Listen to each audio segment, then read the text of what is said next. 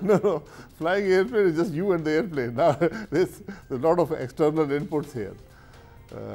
Like I said, our neighborhood is very challenging. There are issues in Afghanistan. There's a very large foreign military presence there. It's been there for the last 40 years in different shapes and forms. We've had the largest refugee issue in the world, Afghanistan. At one time, we had over 5 million refugees in Pakistan. Even today, we have close to 3 million refugees. So there are fairly complex issues at work here. We are fighting a war against terror with our own resources. There is this fallacy that there is some international support. There is nothing. So Pakistan is really today fighting the world's war. Not a world war, but the world's war against terror. And like I said, we have been fighting a war against terror. Even today, 200,000 of our troops are deployed. We have 6,500 shaheeds in the army. We have 21,000 of our citizens have been killed, including police personnel. Almost 35,000 people have been injured seriously. So it's been a very hard and very vicious war against terror that Pakistan, and nobody has fought a bigger war against terror than we have, with our own resources. Even the most conservative economic estimates of Pakistan's losses in this period is over $120 billion. So it's been a massive effort as far as Pakistan is concerned. And we can categorically state that we do not provide any sanctuaries to anybody. In fact, the reality today is that much of the area bordering Pakistan is controlled by the Taliban. And the people we are fighting in Pakistan today, their sanctuaries are in Afghanistan. Their leadership is living there. The planning is done there. The logistical bases are there. And they regularly cross the border and attack our installations. We had a formal meeting with the Vice President. It was a meeting that was very candid. And I think it allows us to engage in a very constructive manner in the future. Because when Mr. Trump's strategy statement on South Asia came out, a lot of apprehensions on what it meant and what it meant for Pakistan-US relations.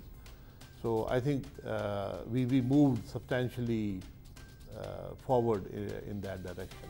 And basically, it's a long-standing relationship with the US. Afghanistan is one of the issues. It's not the only issue that we deal with here. We are partners in the war against terror, and that's what we emphasized. And basically, we emphasized to everybody we met there that nobody wants peace more in Afghanistan than Pakistan. Because at the end of the day, everybody else doesn't have a geographical interest here. We are neighbors. So whatever happens in Afghanistan affects us. What happens here affects them. So that's the kind of relationship. We want a solution in Afghanistan, peace in Afghanistan, that is owned and led by the Afghans.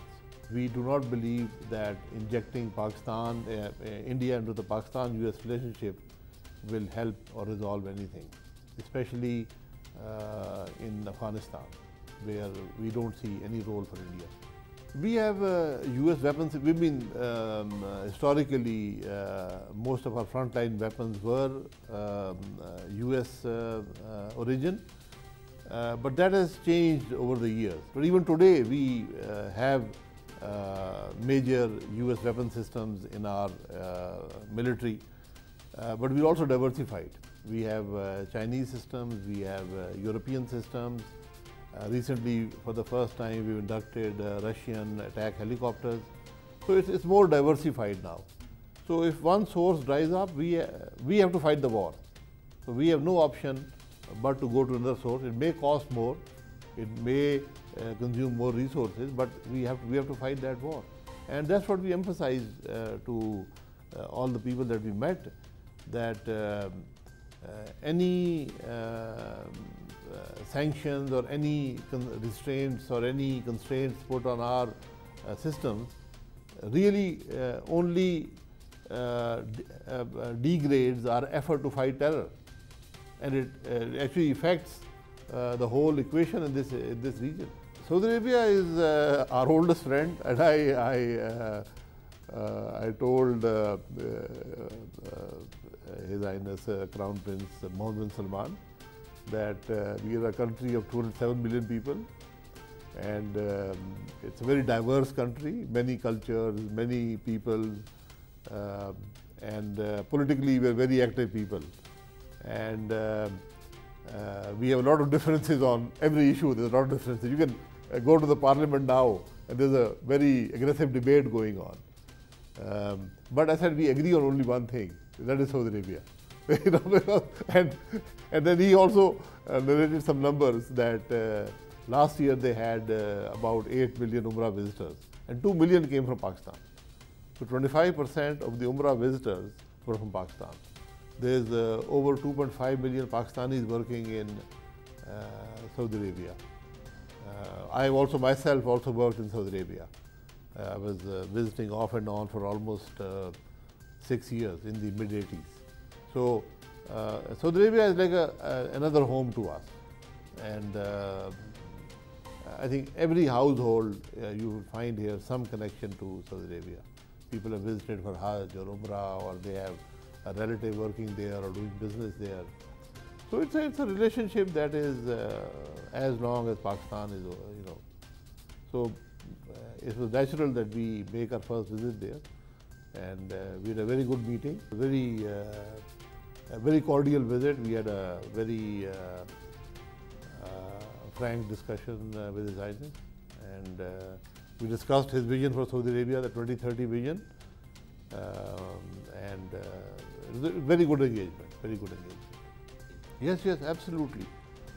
Our term finishes on June 4th, and the elections will be, inshallah, held within 2 months, 60 days of that. Whatever happens, the elections will, inshallah, happen on time, and in early August, Pakistan will, inshallah, have a new government, and hopefully the same party will be in power.